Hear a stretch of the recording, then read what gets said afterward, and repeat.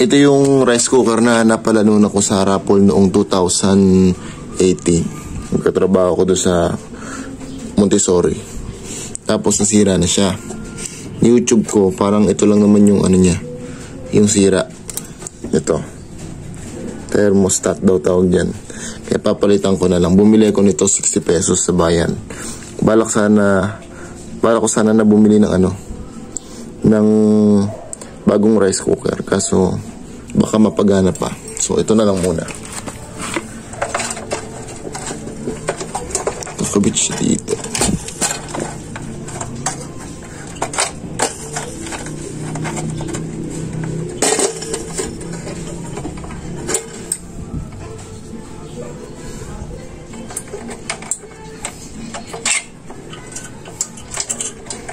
May polarity ba siya?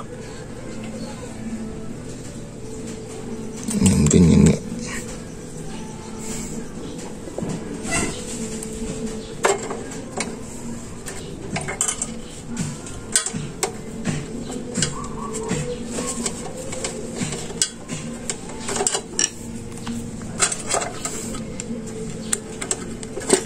Tapos na rin yung kabilang dulo.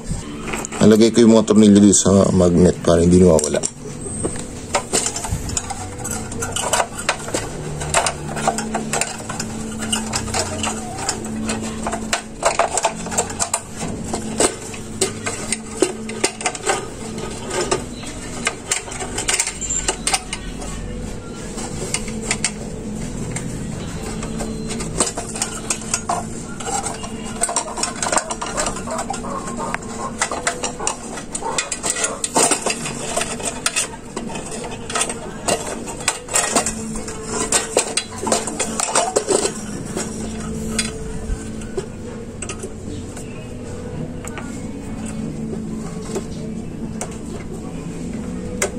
Pasok. Shoot ulit dito isa. Yan, ganyan itsura niya. Tapos babalik na doon.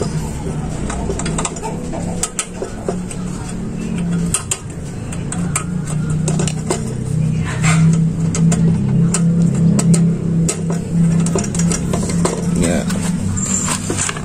Hindi ako nahihigpitan.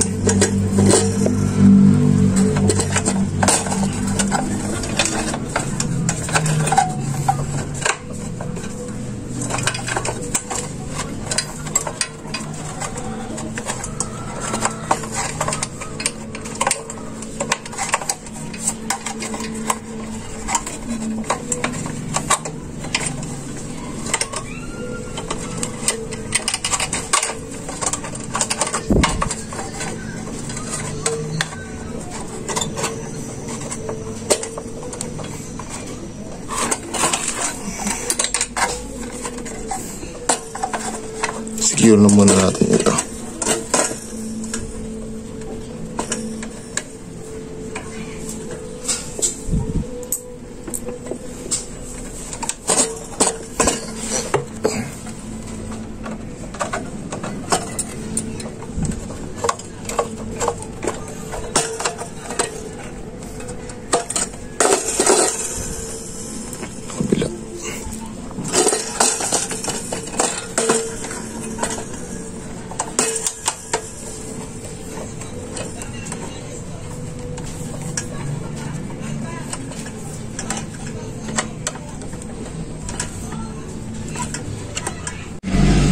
Yan, na-secure niya.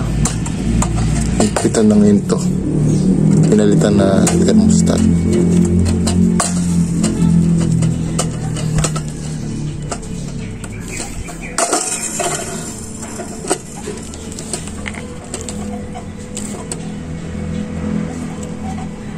Okay, sigurin.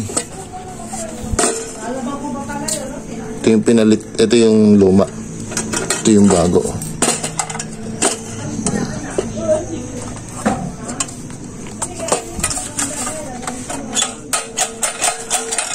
Tagal na to. 5 years. Testing na muna. So, di ko na muna kinabad yung ilalim. Testing lang muna. Baka mamaya may gagawin pa. Di ko na babuklasin. Switch lang. Yes. Ayun, umiilaw. Testing natin yung saing mamaya. So, ibabalik ko na.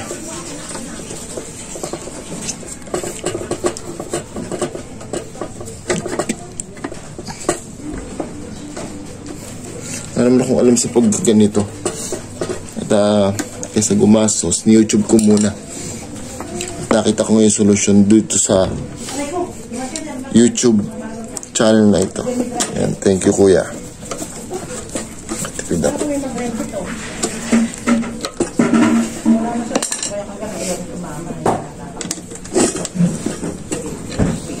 So, ito-testing natin na magsaing ng isang bakal na bigas, isang baso.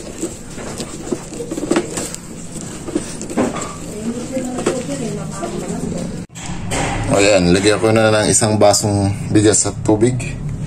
Nakawang. Yan. Natin mamaya ang maluto. Yan, luto na yung rice. Ito naman, naka-keep warm na siya. And, ayun na siya.